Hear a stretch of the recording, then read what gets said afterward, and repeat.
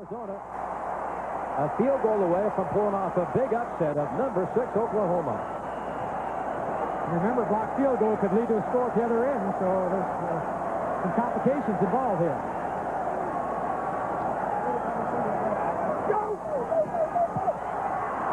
Missed it.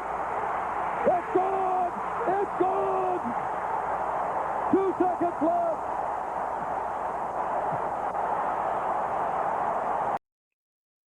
All right, welcome to the Better Game Podcast. That was our guest, Doug Pfaff, kicking a game-winning field goal in 1989 against Oklahoma. Welcome, Doug. Welcome, Coach Mac. How you guys doing? Doing great. Thank you. Doing well. Doug and I have known each other for quite a while, but we're golfing buddies. We love sports. We love basketball. So thanks for being here, Doug. Doug, can you kind of walk us through that kick or any other game-winning kicks? Yeah. So, I mean, at Arizona, we were, playing in the Pac-10 back then. Probably back in the late 80s. Pac-10 was the Conference of Champions, as Mr. Bill Walton always says. So we were probably as good as today's Big Ten SEC rivalry. But it was a 6-3 final, so a defensive struggle. Both teams just had, the defense playing great. But, we got the ball with about 2 minutes left, drove about 40 yards, got into field goal position, and everything went well and knocked that field goal through, and place went crazy. And, the stadium, they stormed the field as soon as the game was over. Cause I guess there was officially 2 seconds left on the clock when the kick went through. So, but it was a great feeling. One of the biggest wins in University of Arizona history. And again, just a fantastic memory for, myself as well as my teammates. I always found like golf, kicking, free throws fascinating because it's such a mental thing. How do you, can you talk about how you prepare for kicks like that? Yeah. So I always practice every day as if, I would take 4 or 5 kicks as if they were game winners. And so by the time the season would be going on, you'd have all that summer preparation when you're kicking in the stadium by yourself, when it's 110 degrees in Arizona. And then during the regular season, I'm always, finishing with, hey, this kick is to win the game. So when you get out there, you've already prepared for this 500 times. And so, I'd always remember that whatever the kick was, whether it's 35 yards, 45 yards, it's just a 35-yard field goal or a 45-yard field goal. Don't put the extra parameters on top of what you had to do, because it's still the same kick, as if it was an extra point in the second quarter or a field goal in the first quarter. Don't let the magnitude of the situation really affect you. And I think that was my strength, was I was able to really compartmentalize all these kicks to where I felt like I was totally prepared for them because of my preparation of always doing this, not only, live, but also my visualization, techniques that I did. But then just when the kick came, it was like, hey, I've done this kick 400 times. Let's go. It's no big deal. And so it just kept it kind of, not as large of a situation as maybe other people felt it to be, at least in my head. So what do you do? Okay, let's say you just completely shank it. You kick your offensive lineman with the ball, something goofy. You out of 100 balls, this is the one time you do some goofy stuff. How did you reset yourself that next kick to get it through the uprights?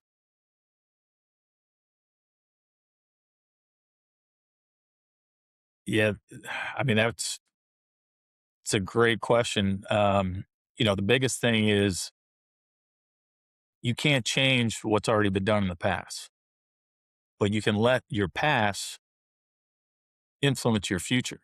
So the biggest thing was you had to just, for as upset as you were for, missing a kick, you had to just put it behind you and be mentally focused to say, okay, I got to get the next one. I will get the next one because my team's dependent on me. I mean, that's my job as a kicker. I mean, you have one job and you always want to be 100%. Like I put a towel on, and on the towel, I'd write 100% because that was my goal for every game, was to never miss a kick. Obviously, I didn't achieve that goal every game. Um, but the biggest thing is, if I missed one, just mentally, hey, I can't change it, but don't have it affect my future kicks. And then just be locked in, focused, get the next one, and just again, be like, all right, I'm not going to miss another kick in this game. So that was how I would do it. But you're right. I mean, it's a horrible feeling when you miss one, because again, you're, you didn't live up to my expectations, but then, coming to the sidelines, everybody's got a different look on their face. And so it's not fun walking back to the sidelines knowing that, you didn't do your job. And so you always want to obviously feel like you did your job well. And so you just, hey, it happened. Let's not let it happen on the next kick or kicks. So earlier you mentioned visualization, and I know you coach kickers as well.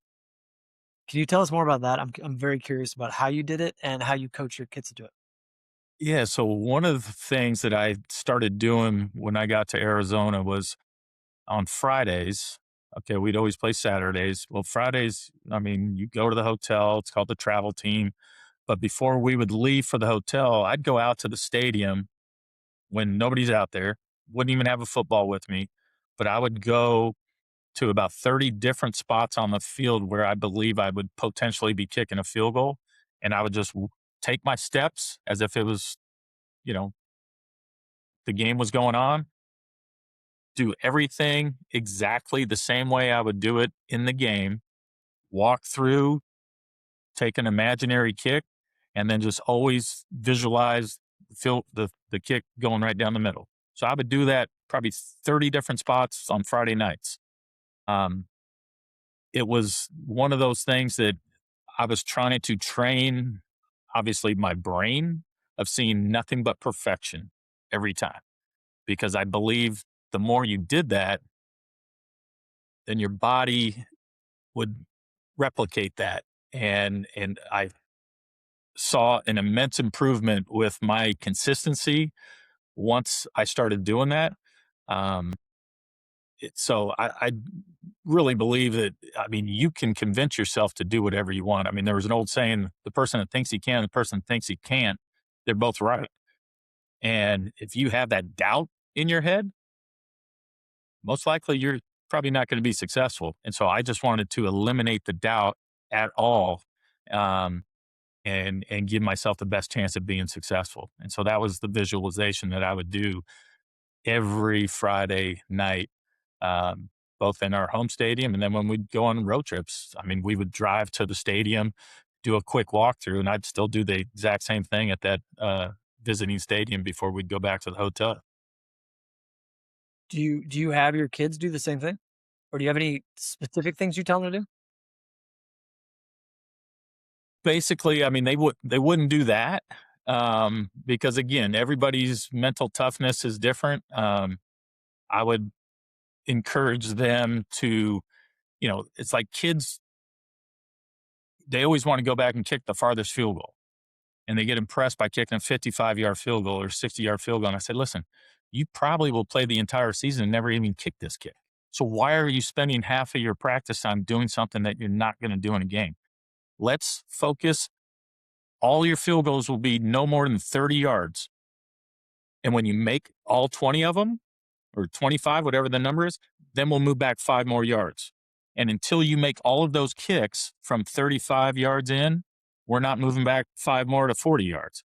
And so what that would train you is, now they're practicing what they're going to actually do in the game, and they're being consistent. So, they were doing more, you know, practice on just trying to reorganize their priorities. I mean, I wanted them to just focus on what's important. I mean, you guys coach basketball. I mean, everybody loves shooting 3-pointers. I used to, when I was coaching basketball, my kids, they're in third grade and every kid wants to shoot, 3-pointers. I'm like, no, no, no, no, no, no, no. We have to get the basics, the fundamentals down. You got to get your, the right form. You got to be able to make layups, make your little mid-range jumpers. I mean, let's do these shots, because why practice something that you're never going to do in the game?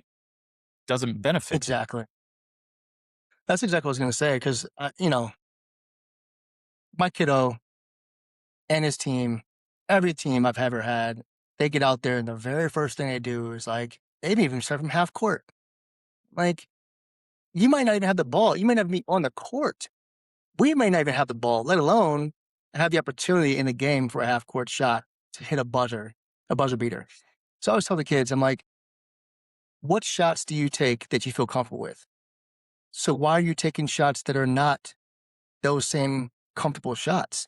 Take the shots you're going to take in the game. Don't take the shots you're not going to take in the game, because why practice left-handed if you're not going to write left-handed? That doesn't make any sense. Well, I'm saying practice writing your name left-handed, not layups. Got to be able to dribble left-handed. Yep. Tom can't, but he's just right hand only over there. I didn't need to dribble because we could shoot. Ooh. Depends on your defense, like when you're playing against your middle schoolers, it's a little bit different. I definitely don't know if I need him. Hey, Doug, if this ever happened, if you have, like, let's say you're going to a big kick and you had a moment of doubt or fear, what did you do? They iced you, they called timeout, and you start feeling some negative thoughts. What'd you do then? Well, luckily, that's never happened in college. I will say, I only played 1 year of high school football, believe it or not. So my senior year in high school, I finally said I should go out and play football. Did have a couple games in high school where I had game-winning field goals. I would tell you, luckily, I made both of those. Did not have the confidence when I was kicking those like I did when I was playing at University of Arizona, because back then, I kick a ball. I didn't know if it was going straight, left, right. It was just, hey, I'm taking a swing at it and hopefully it goes between the uprights. But I was like my golf game. I think the biggest, and that's the thing. I mean, rolling it into my golf game, the smart thing to do is, if you can, like in golf, step back and just start back all over. Because, I think every time in golf, when I get to a shot and something just doesn't feel right, I don't feel like either, you're aligned right, you're got the right angle, whatever. And I say, well, I'll just make a slight adjustment on the swing. Works 5% of the time. Yeah, I mean, I have a bad shot 95% of the time. So the best thing to do would just be like start back over, reset, and have a better, frame of mind where hopefully you feel like, okay, this feels good. I like this. I will tell you, like, there was a time I kicked a game winner at Washington and they called a timeout, and you get so in a zone that our entire field goal team, I mean, normally they huddle to the, like on the hash mark or on the numbers, and then they, come and get set up. That was the process we did it that year. So I'm waiting for my holder to get there. I didn't even know Washington called a timeout. I'm like, man, where's my holder? Because I didn't want to look up until my holder got there. And they're all on the sidelines, and our coach is like, come on, get over here. But, I could hear the guys on the Huskies chirping at me, saying some things, but, I was so just in my zone that everything else was blocked out. I didn't hear the referee's whistle. He didn't call a timeout. So it is amazing that you can almost make a crowd of 75,000 people that are screaming at you and not hear hardly anything. Yeah, that's one of the things that, like, I always try to instill in, as a teacher, test taking. You know the test is going to happen. You know what time you have to be there and it's going to start. Like, it's a pressure thing. But what can you do in that moment to just shut it all out and just focus on question 1, question 18, make the kick, the game-winning free throw, whatever it is? Like, for me, it was always, what are the things that I need to do? And you mentioned this earlier. You mentioned like some of your players, you didn't really dictate. You just kind of, each kid is different. Their mental fortitude is different. Were there certain things that you did specifically? Either you told yourself as you're walking out, as you're doing your steps, were there things that you had a checklist of things in your head that you said, or did you just do it and you were just robotic because you've done it a million times and you didn't have any thoughts whatsoever in your head? Yeah, and that was the thing. I mean, it got to the point where it was the repetitions where every kick it was the exact same procedure. And so you would run out. I would try to run out there a little bit, like maybe 20 yards behind where the ball was set, because the further you go back, the wider the uprights look. And so, you know, I would try to come in, and as I'm walking to where eventually I'm going to, meet up with my holder, the uprights looked a little bit wider because of my angle. I mean, if you came from like, let's say the 20-yard line and was running out to the field and you looked at the uprights are going to look very small because of the angle that you're looking at. But if you came from the 50-yard line and was running in, now those uprights look nice and wide. So again, mentally trying to act like, okay, look, these uprights look so big. How can I miss? And then just doing the same exact procedure every single time.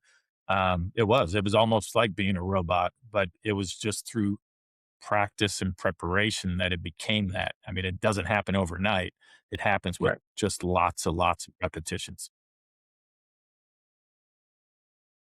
Um, can we bring this? I want to bring this. You guys are both in sales. I want to bring this to sales. Yeah.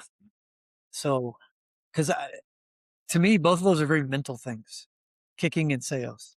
Mhm. So, Doug, you want to talk about when you got into sales and like, did you have like when you first started selling things? And feel free to share what you do. Did you have like mental hurdles to climb? I wouldn't say it was hurdles. So I've always been, for 35 years, I've been in janitorial sales. I've either worked for what's called a janitorial distributor that's selling everything that you would need to clean your facility, from cleaning chemicals, toilet paper, equipment, mop buckets, you name it, toilet, like I would sell that. And now I work for a company called Spartan Chemical, where we make all the cleaning chemicals that any facility would use to clean their facility. Um, I think athletics helps you as a salesperson because you're going to fail more than you succeed when you're in sales. If you walk into customers and probably close them 25% of the time, that's like hitting 375 in Major League Baseball. I mean, you're good. And that means you're failing at least 3 out of 4 times. So, I think athletics help because knowing that, you know, your coach is always going to critique and maybe criticize what you're doing. You may have thought you did something correct, but he's like, nope, do this, do this. So even though you might have had you made the 3-pointer, you made the jump shot, he may still think, you got to bring your elbow in more.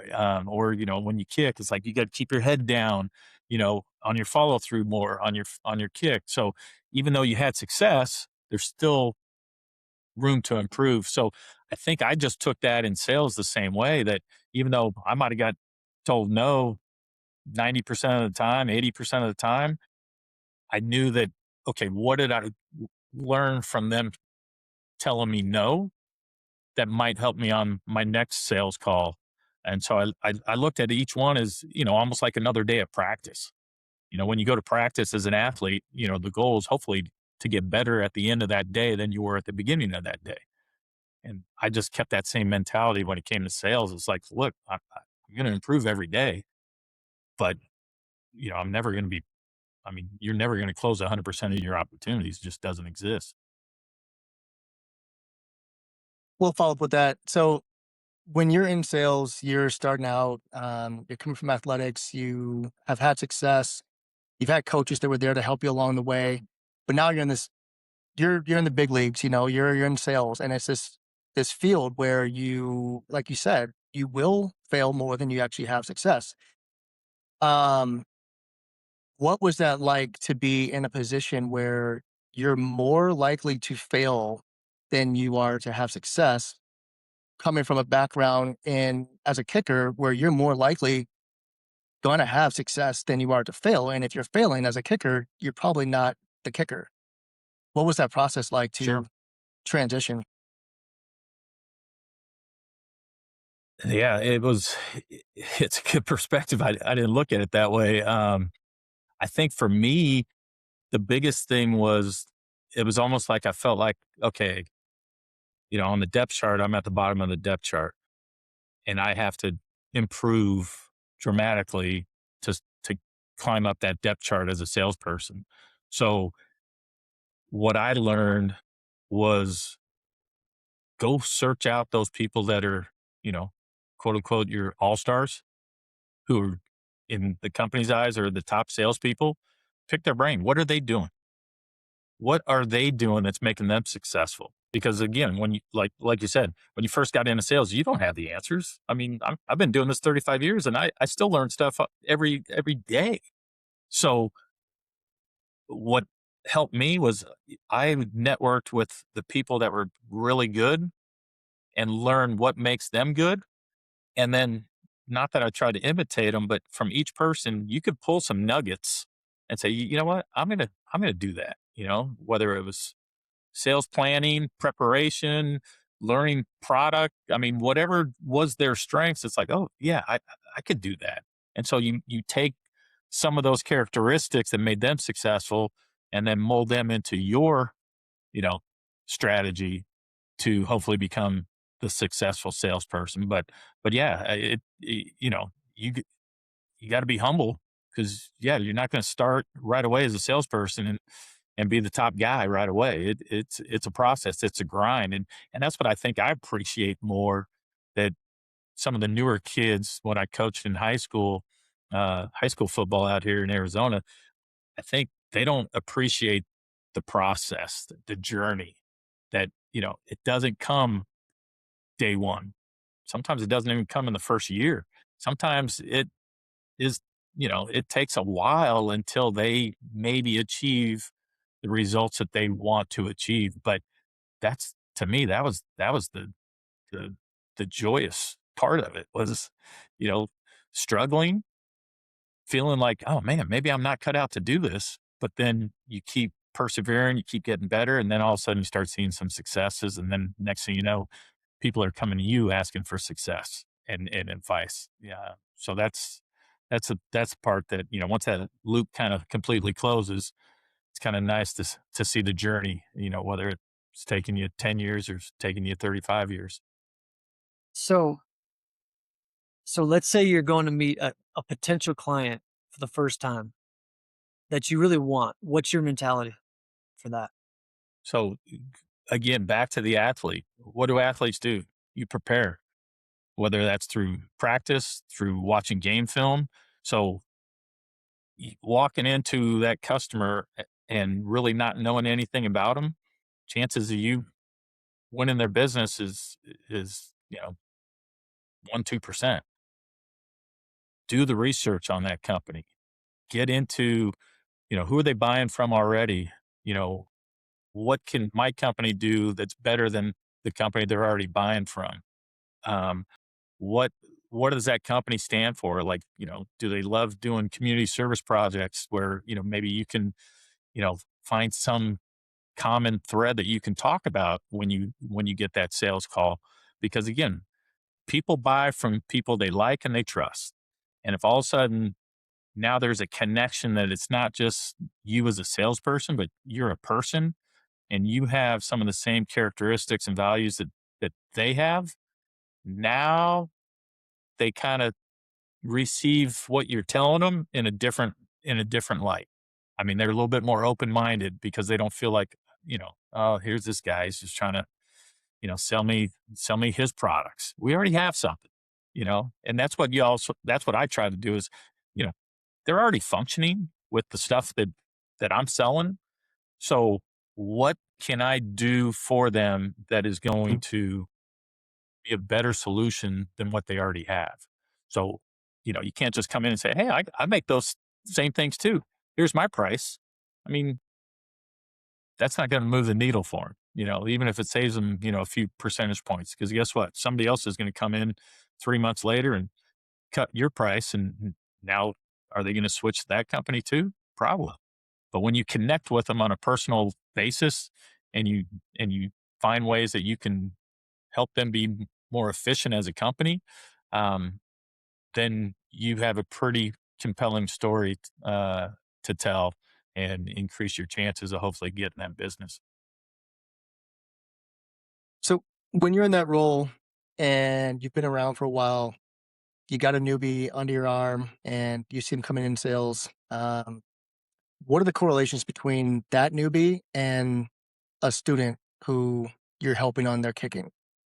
Like, can you kind of correlate those two and kind of give me, yeah. In my head, I'm thinking there's a lot of similarities, but what do you got? Absolutely. I mean, they're raw.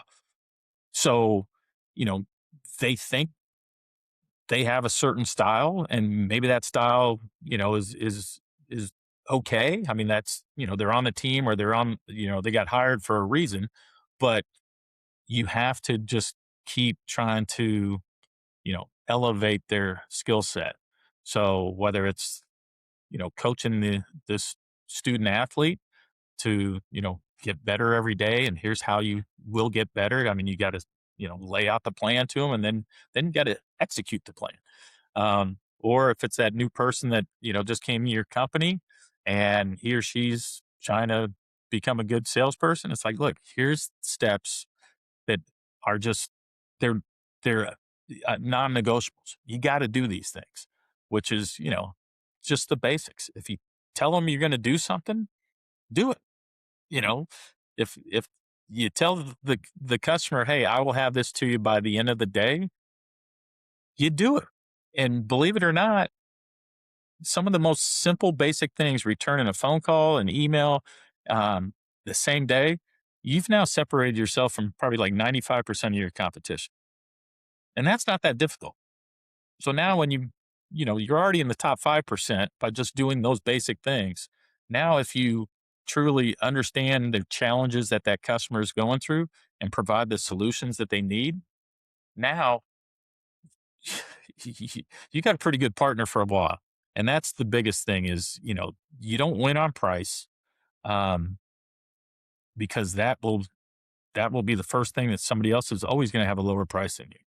But when you can kind of partner and show them the value that you're bringing to that, either that athlete because you care about them, and the same thing is, when they're your customer in sales, when they know that you care about their business and them as a person, all of a sudden, I can't tell you how many times I've had customers say, look, your prices are 20, 30% higher than these two other companies that are quoting us. And, you know, I don't want to leave, but I mean, that's a big number. But when you state what else you're doing, it's not just about the product. It's about the training that I'm giving you. It's about, all the support that I'm giving you. And you start laying out the other things that aren't on an invoice that you do for that customer. 9 times out of 10, they stay with you. Hey, there are sometimes, yeah, money, they got a, they got a budget. Hey, we love you, but we gotta we gotta make a change because we have to stay in this parameter, and you're just too expensive for us. I mean, that happens, but most of the time they see all the other you know things that you're doing for them, and they don't want to give that up because they know that maybe with that low price they don't get all those things, and those things usually save them a lot more because it affects their labor, which is the biggest part of their budget. I mean, the chemicals, it's so small in their grand scheme of things for their budget. But when you can, help them retain and train all their employees, when you can save them other money because of things that that they're doing that, hey, did you ever think about doing this? And maybe now you just saved a ton of money. I mean, those are things that you got to remind them, this is what I'd also do for you besides just getting you your cleaning chemicals. And that helps you, again, keep that partnership going for years and years and years. To me, that sounds like a marriage. You're dating someone, and I told Tom that I'm going to always try to bring this thing back to like relationships and kids and all kinds of things, kind of hop around. And I think that what you just said is it's communication. It's there's some reciprocity, some respect for each other, um, some basic things that you would want in a relationship with anyone, whether it's a friendship or romantic. So when you have those things in place and you're able to show, like, hey, here's what I'm able to offer you. Yeah, you can go out there and there's someone's gonna be younger, someone's like more attractive and makes more money or whatever else. But here's my loyalty, here's my understanding, here's how I respect you, and here's how I'm communicating with you about the things that I know you need, and I'm here to help you out along the way, not just for the now, but for the future.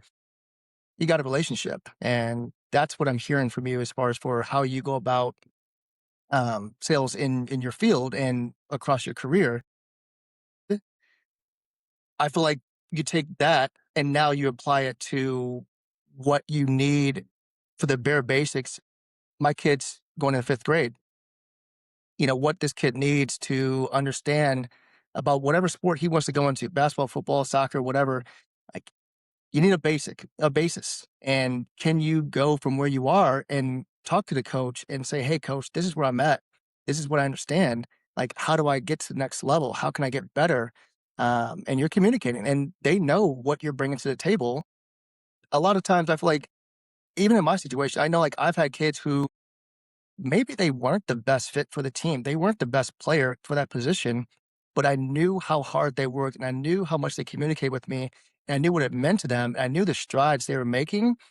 I said yes, knowing there may have been another player who was a little bit better, but wasn't as consistent, didn't respect the sport, didn't respect the team, didn't care about the jersey as much. He just wanted the admiration from everyone else.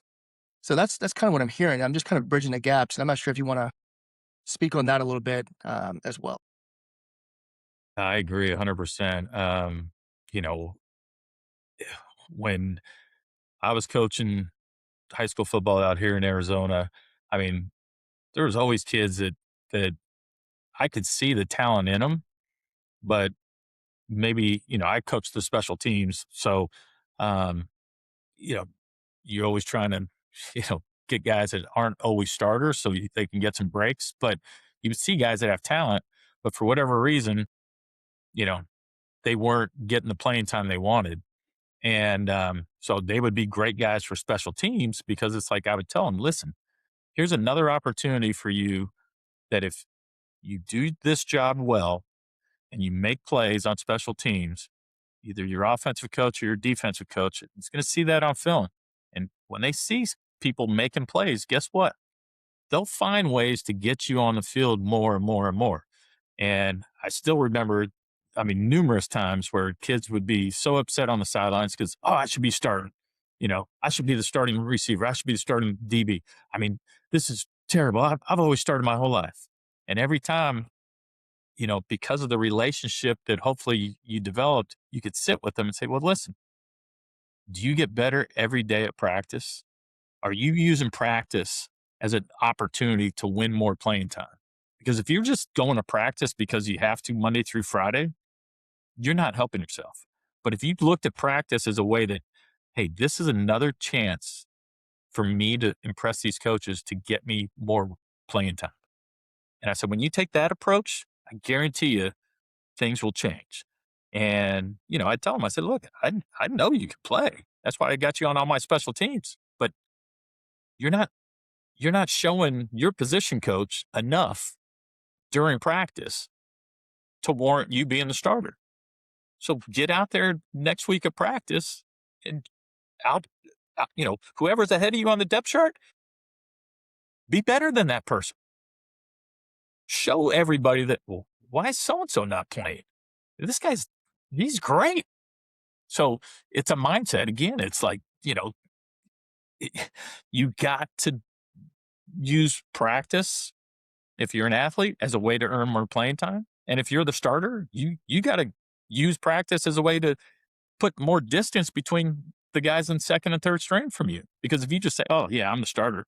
I had that happen one time with one of my kickers. The guy was fantastic, had a great season as a junior. And then, because of COVID, didn't really put in much work for, going into a senior season. Well, kicker that was a year younger than him, it wasn't even close, way outperformed him. And, I love the kid. And he's kicking in college right now.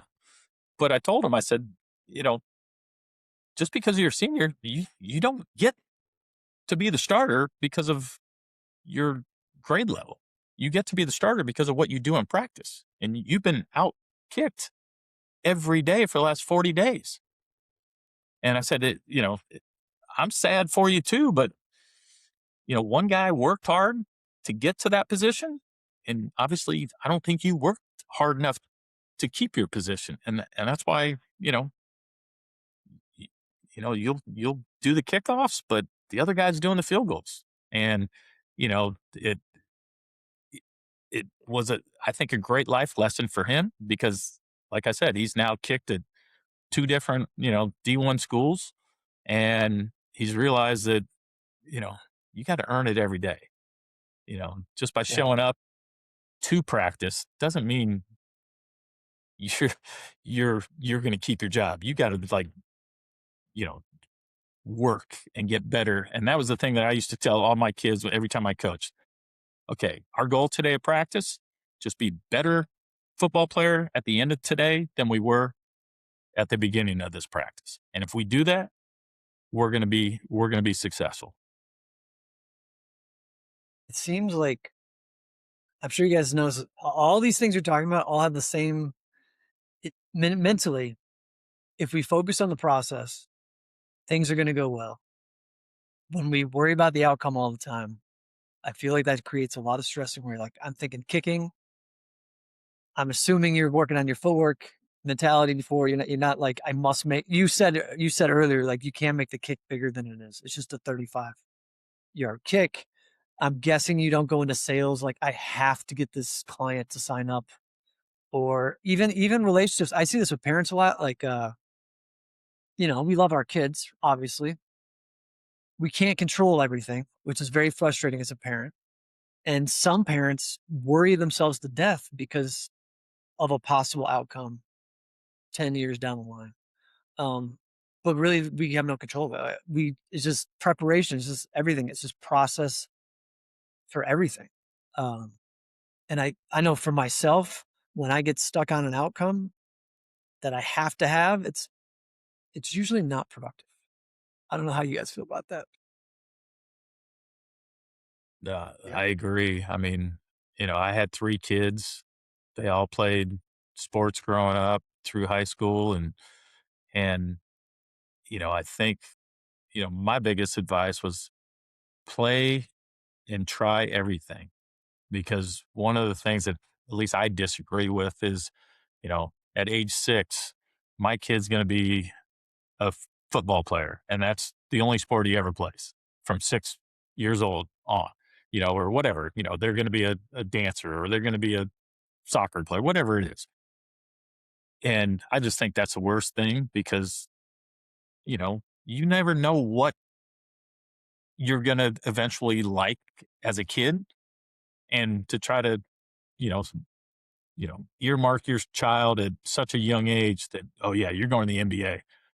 And that's the only thing they focus on. I just think that's wrong. I mean, I played 3 sports in high school. I didn't play football till my senior year in high school. And I ended up playing football at a D1 school. And, if you would have asked me my junior year, I would have said I was either going to play baseball or play soccer at a D1. So by just trying football, yeah, that senior year, I sure wish I would have known more about how to play, wide receiver and safety and be a kicker and a punter. I learned so much by the end of the year that would have helped me at the beginning of the season. But again, everybody's body changes. I mean, there's times when, as I mean, you got kids that you coach. I mean, they could be a sixth grader and they're already 6'2", and so they dominate in sixth grade. You think they're a surefire D1 prospect. And then by the time they get to high school, they're still 6'2". And now they're not 7, 8 inches taller than everybody else. And they're just maybe an average player in high school. So, who knows? Maybe that kid would have been a great, tight end in football, but mom and dad probably thought, oh, they're destined to go to the NBA. So Right. let your kid just be a kid, try as many things as they want, support them, don't put the pressure on them like, hey, I'm paying for you to be on this team. You need to, get a scholarship. No, let them just play, have fun, get better as that, athlete or whatever they're doing as an extracurricular activity. And then, as a parent, let the coaches coach your kids, you know, and if you got a problem, then in a respectful way, then talk to the coach one-on-one, away from everybody. But, don't be that parent that just everybody sees during the game or during practice. Because that's, unfortunately, what I find is it affects the kid way more than Definitely. anybody. So, okay, so trying to figure out how to like ask this question, but basically, you talked a lot about kids and how parents need to parent them so that they are, well-rounded and, not just have tunnel vision.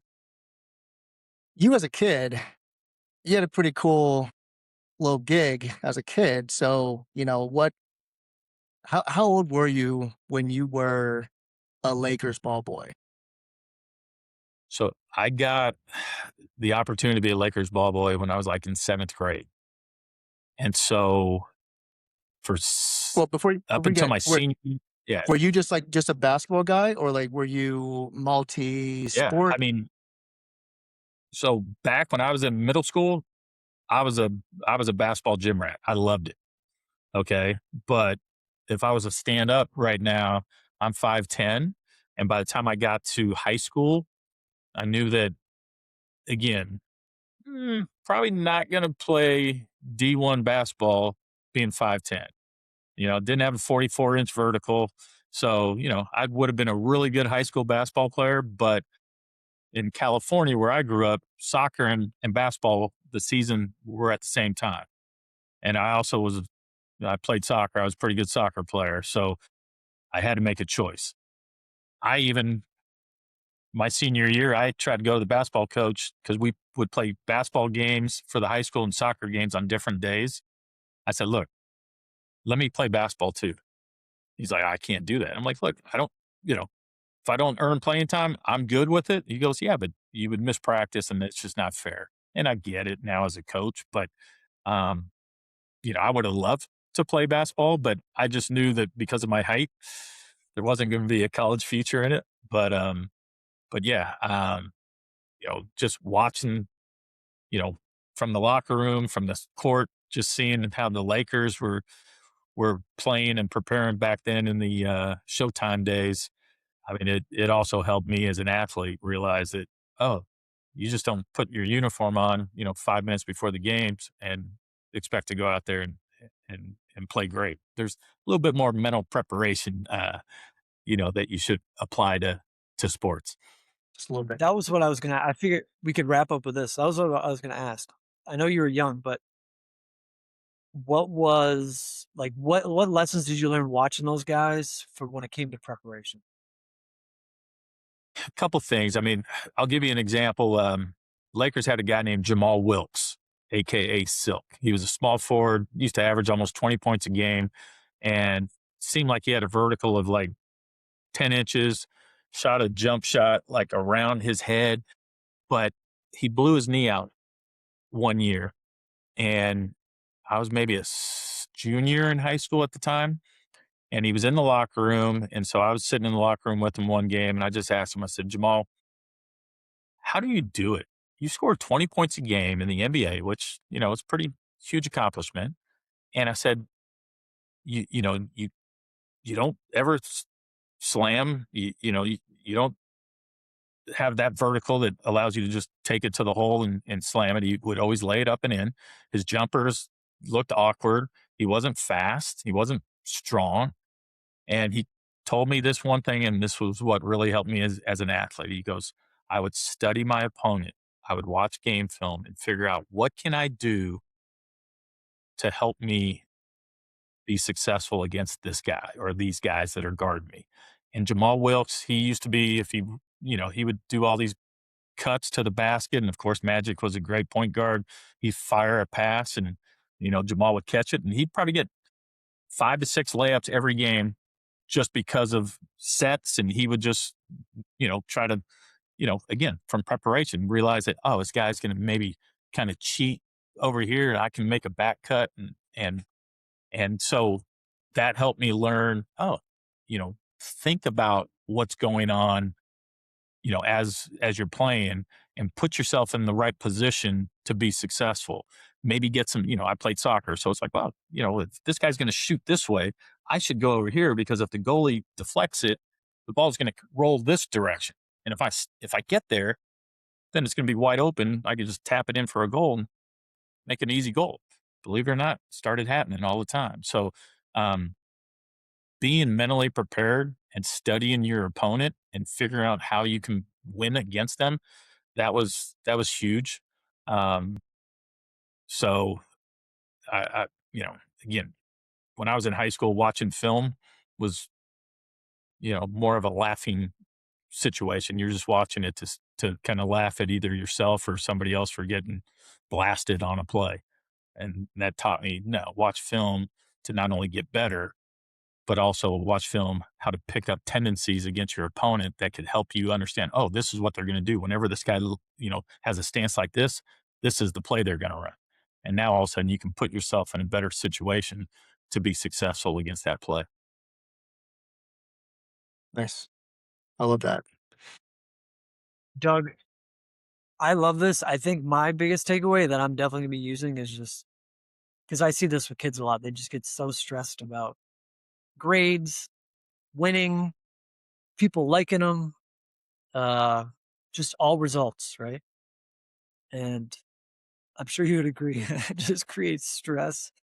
And then, just focus on preparation and building good habits, like Jamal Wilkes had. Clearly, he had a great habit of watching film.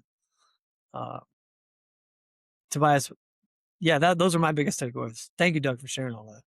No problem. Yeah. And you nailed it, man. I think that there's a lot of correlations between you and I with sports and sales and being a basketball fanatic and all that. I love the idea of preparation and going into the meeting, going into the conversation, and knowing who you're going to talk to, who's your opponent, who you're going up against. What do I need to know to have the conversation so that the person I'm talking with, person I'm dealing with, the person I'm on the court against, I have the ammunition, I have the tools that's going to help me to be able to have as much success as possible, especially in sales when we know that, anywhere near 30% is you're doing great work in the success rate. So if you take it to the basketball court, the soccer, basketball, football, whatever it may be, just be prepared and be able to have the right tools to be able to have success. Yeah, you're awesome, man. We really appreciate the knowledge. And I think this is great for young kids that are in high school and, just professionals in general to be able to hear how to go about things in a way that's meaningful and from someone who's had great success in their career. Awesome, man. Appreciate you. Well, I thank you guys for letting me come on, man. I had a great time. So appreciate it. Thank you, Doug. We greatly appreciate it. Thanks, All thanks, right. Coach. You guys have a good one. Episode